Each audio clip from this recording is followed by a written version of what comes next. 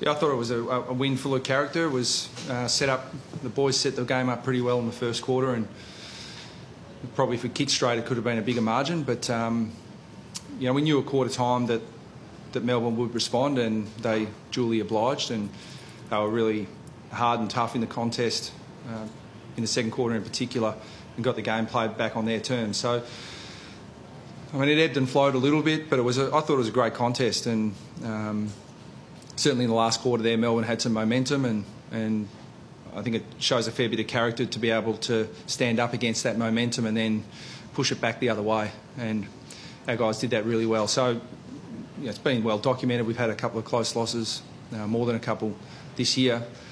And we always say we learn from our mistakes, and we learn from those, and we go away and work on it. And I thought today was a really good sign that the guys are responding to that, because you can play sometimes 50, 60, 70 games and not experience one or two of those really close losses. And there are some other teams going through that at the moment, and it's heartbreaking at the time, but it's all about what you take away from it and how you improve. And I thought today showed improvement from our guys. The midfield after last week, Brady, I think you spoke about them being obliterated. I imagine happy with that their response? Yeah, because they were up against another really good midfield again. Some really hard and tough guys from Melbourne in there. So, yeah, I was really pleased, particularly Ben Cunnington's response after spending a fair bit of time off the ground. It was they weren't sure until they assessed him if he was going to be able to come back on, but clearly he responded with his okay, because not only did he come back on, but I thought he was really dominant in the contest. So that was a great response, and we're obviously really pleased that he's okay. Will we have to have scans on knee, ankle? I think they'll do that just as a matter of course. But I mean, the biggest test is function, and he functioned all right. So you're worried you might not have it next week, the MRP? There's a fair few spot fires there, and is that one with Vince, you're a bit worried about what might come out of the MRP? No, I think the MRP have made their stance pretty clear on little things like that. So unless they come out publicly and make a public statement that they're not going to tolerate that anymore, then they've got to tolerate it until they do. Got very fiery, especially in that second quarter. Do you like your players, I guess, probably from both sides, playing on the edge, and it felt like there was a really good intensity with it, or were you concerned that it could go too far? No, we addressed it at half time, that we wanted to be hard and tough in the contest, but that's where we wanted our hardness and toughness. It's not a street fight. Like it's a game of footy, and we want because really in football you prove your hardness and your toughness in the contest.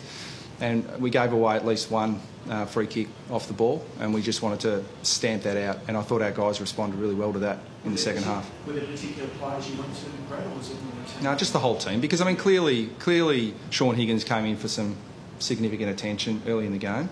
So players have got to be very careful about standing up for their teammates and letting the team down by giving away free kicks. So there is a fine line there, but we're certainly not going to leave one of our own players high and dry, but at the same time we've got to focus on where you show your true aggression and hardness. Did you say as good as he got? He's not backwards and coming forwards? No, he's hard and tough himself. He can look after himself. The MRP, as you said, do you think that's given a green light to players about how they approach physical contact, putting physical contact on a player like Sean, jumper punches and the like? Yeah, I think that a lot of that sort of stuff isn't for the MRP, because it's not really. They use level of force as a guide, and I think the level of force is not high enough to warrant an MRP issue. But I think the umpires can make a pretty strong stand early in the game if it's going on, and just as soon as there's a free kick paid, both coaches will stamp it out. So that's probably what I'd be looking to do if it became an issue. I don't think it's an issue, but I think you probably do, Mick. What do you think about jumper punching in the game, Scotty? Do you like it? Do you not like it? No, I don't like it, because it's a cheap shot, isn't it? I mean, you wouldn't do that if there weren't rules, and it's not something that, because I mean, if you cop a jumper punch, what are you going to do? If that's okay, then I'm going to give you one back, and then it just degenerates from there. So, no, I think that a free kick is the answer. It's not an MRP issue in my view. The way you used Ben Brown today, Brett, especially earlier in the station pretty deep, was that a conscious tactic to have him deeper and Jared working up the ground a bit more? Yeah, we certainly wanted to set that up early, and it was reasonably effective. Melbourne responded in the second quarter, and then we had to change things up again. But I said before the game and during the week that it's great to have Wadey back, but it's not, Wadey's back, our forward line will be fine, he'll kick six and do the job. It's how the forward line functions when they're together. And that's the first time we've been able to put that particular forward line out together all year, even including the JLT series. So it was pleasing to get them out there. We'd just like to keep them out there. Bit impressed by the way that Ben Brown sort of made himself a focal point in that forward line, especially with Wade and Garner and Wood in and out of the side this year.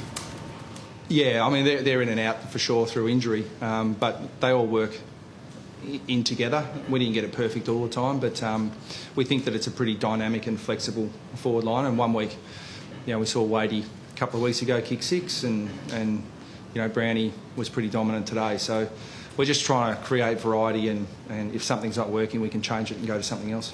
You spoke on Friday about the tap-outs as against clearances. Now, Melbourne still got it by 5. Yep. Was that more what you wanted to see from the midfielders in terms of, making the most of it? Yeah, I thought Goldie dominated, today. Like I thought he it doesn't necessarily always translate into direct clearances, but we were certainly able to set up the way we wanted to set up, and we were able to dictate from there. So, if Melbourne are a pretty attacking team from stoppages, and if the shoe had been on the other foot, we would have been reactive, and I thought that we were able to get pretty good use from our clearance wins, and the variety that we could throw up in there was mainly because of Goldie's dominance, and I thought he held up his end of the bargain, and I thought he summarised his game pretty well with that last mark on the goal line.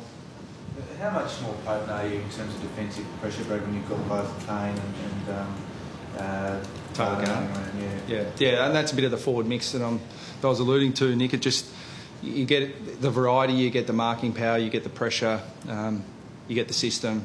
It's, and we'll continue to work really hard with all our other forwards, so that, because we want to end up having a system where it doesn't matter who's out there, we can just replace like for like. But at the moment, the guys you mentioned are really important to the way we want to play.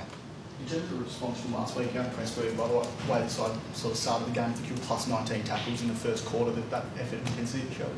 Yeah, we got beaten in the contest last week, so just killed around the ball, and it wasn't work rate. I mean, it's very easy for people to, when you get beaten pretty convincingly like we did last week against Sydney, for people to say we didn't work hard enough. I can tell you for a fact that we worked harder against Sydney. The numbers are irrefutable.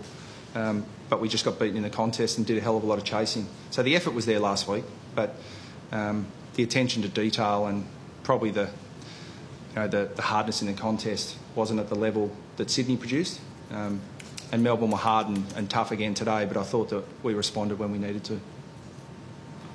Thank you. Thanks.